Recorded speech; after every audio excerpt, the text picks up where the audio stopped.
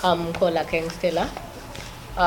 Today we are in for a press release for the International Day to End Violence Against Sex Workers.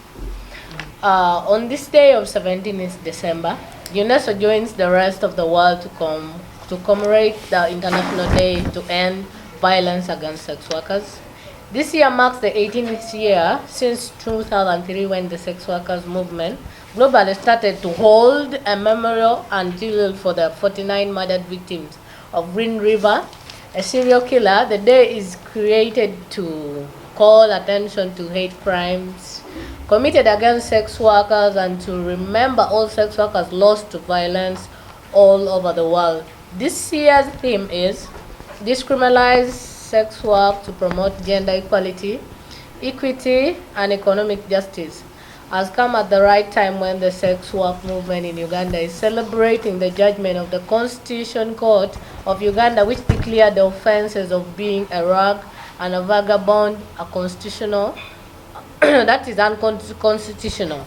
Many sex workers have routinely been arrested, harassed, and exhausted by law enforcement agencies under the guise of enforcing the laws on being idle and disorderly or being a vag or a vagabond.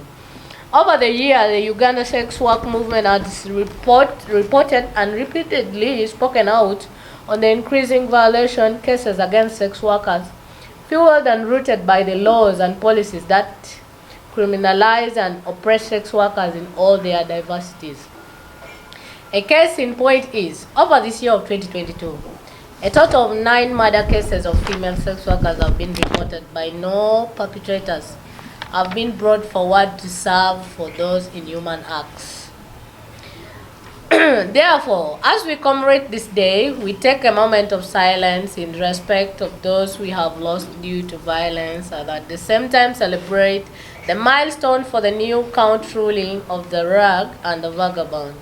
We call upon the government to consider repealing the criminal prohibition of sex work in Uganda in order to further protect the rights of sex workers, encourage better health, seeking behavior from the community, and ensure their socio-economic justice, which in turn contributes to the country's socio-economic growth.